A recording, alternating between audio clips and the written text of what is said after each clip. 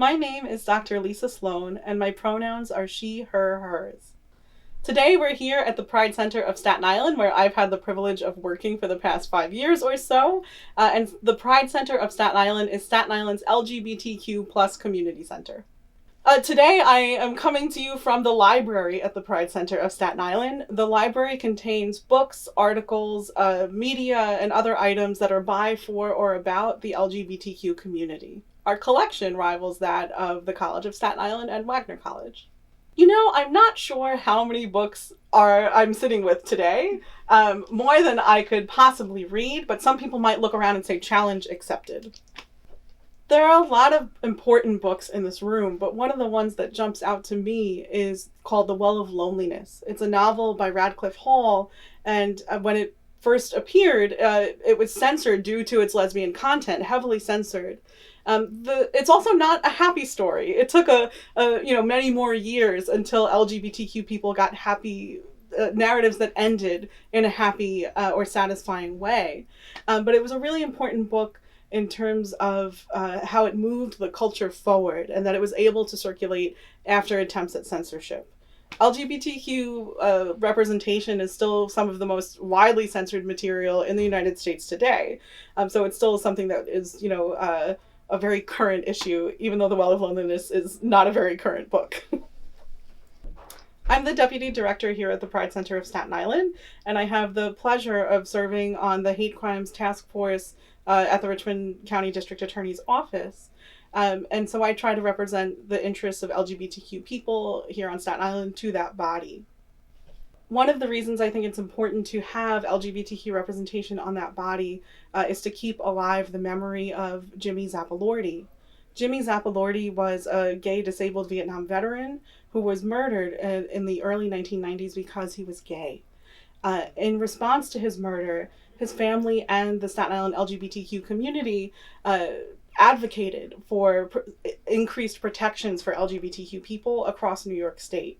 And so in the wake of his death, the activism and advocacy that came out of that really, again, helped increase protections for LGBTQ people. And so I try to honor that memory in my work with the Hate Crimes Task Force.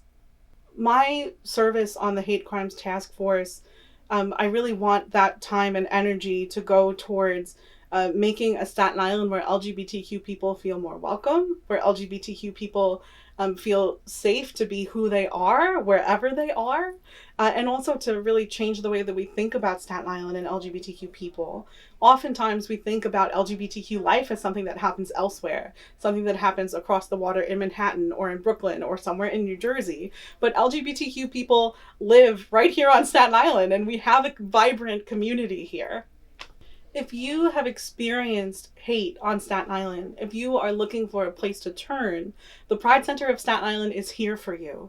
We are accessible even during these remote times of remote activity. We are available on the phone. You can contact us through our webpage and through any of our social media channels. Visit us at www.pridecentersi.org or give us a call at 718-808-1360 and we will assist you however we can. During COVID-19, it is so important to wear face coverings to protect your fellow community members, your friends, your neighbors. I really like the mask that I wear because it also allows me to show my LGBTQ pride. So I'll just model it for you.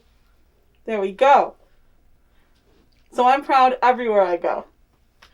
My hope for the future is to bring out the best in Staten Island. The Staten Island that I know and love, I grew up here on Staten Island. And so the Staten Island that I know and love has always cared about its neighbors, has always cared about the community. And I want everyone on Staten Island to feel that embrace and that care. I think that this task force has the potential to bring out the best in Staten Island. I think Staten Islanders are at their best when they're helping one another regardless of difference, across identities. We've seen that time and time again in the wake of September 11th, in the wake of Hurricane Sandy. We've seen Staten Islanders rising to the occasion to help their neighbor, no matter who they are. And so I think that that is an attitude that we need to have all of the time, and not just in the wake of challenges and disasters. So I really think that this committee has the potential to awaken that or reinvigorate that spirit here in my home community of Staten Island.